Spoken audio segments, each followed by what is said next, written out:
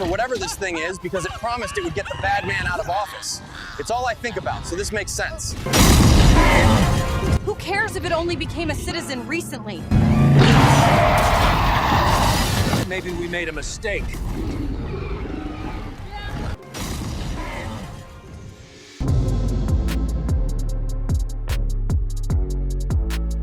Okay, all right. Reading up. Hey, thank you, Mayor, for being on the program.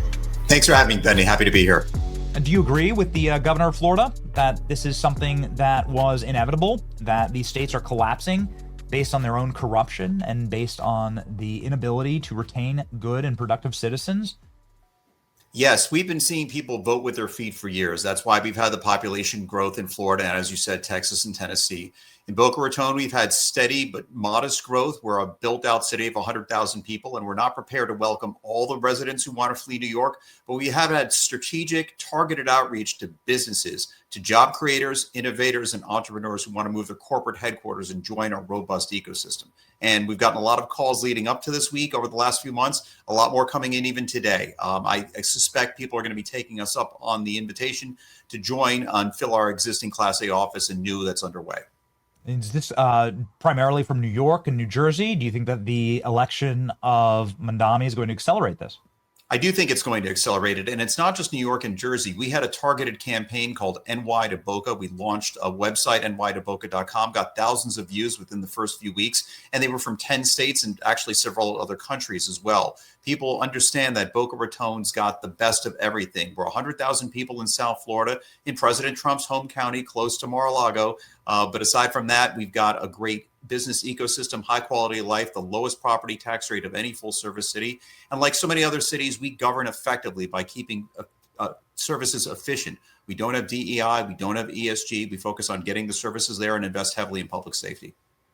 Yeah. So what would be your greatest selling point if you're talking to somebody who's in New York right now and they're saying, I'm not sure I want to live under a defund the police regime. I'm not sure I want my taxes to go up exponentially. I run a business here and I'm looking to get out. Several pitches. First, no state or income tax. Contrast that to the nearly 17% that you're going to be facing under Mamdani. We have Class A office here, 30% lower operating costs, great talent with 3 universities, including the Tier 1 Research University and Florida Atlantic University. Great schools, great quality of life, great weather. We did not shut down during COVID, and we did not penalize businesses. We welcome them. We're here to celebrate and propel business, not overregulate it and defeat it. You know, I got to assume that there's plenty of Cubans, at least in the greater southern Florida area, and I know that there's probably many that are your constituents, and they know full well what communism brings to a once prosperous land. Can you speak to them? Sure. We don't have this high of Cuban population in Boca Raton. We're about 30 miles north of Miami, but we have a broad base of people who fled communism and fled socialism, whether it was Eastern Europe, Cuba, or other South American nations. And they understand we are here to create a vibrant microcosm of what America should be. Strong in public safety, great schools and quality of life, propelling business, and letting people be free from the overregulation of government. And it saddens me. I lived in New York for 10 years, but I was wise enough to get out. I made my move to Boca Raton, and it was the best move of my life. And I'm looking for other business leaders and job creators who want to do the same because we're here to help them. But it's sad to see what's happening in New York. It makes me grateful, though. A year ago today, we elected President Trump. And if we're seeing what happened in New York and a few states, just think about the catastrophe the nation and world would be facing if we hadn't won that election. I'm so grateful for what President Trump's been able to do the last 9 months, and we can expect good things to propel us forward. We just have to work harder. Yes. So can you please diagnose what is this political moment that we're living through? For me, it seems like it's kind of the death throes of a party that is desperately trying to find some type of energy or power.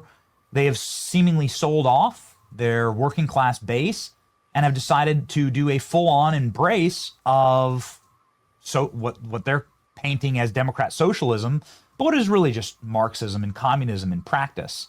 What is your diagnosis of this current political environment? That the Democratic Party has some real inherent sicknesses here. And I think it's going to require us as conservatives to continue to preach the message that the Democratic Party of 30 years ago has no resemblance to what we're seeing, maybe even 10, 15 years ago.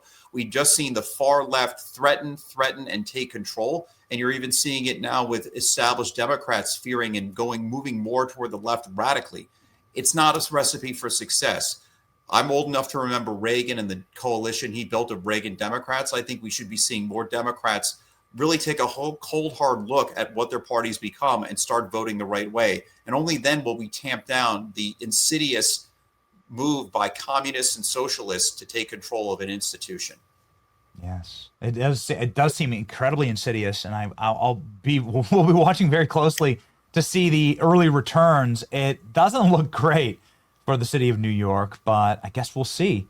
In conclusion here, Mr. Mayor, what is going to be happening in the state of Florida to continue the trajectory? There's no such thing as a permanent red state or a permanent blue state. What's your advisement to the governor in keeping Florida red and prosperous and populated?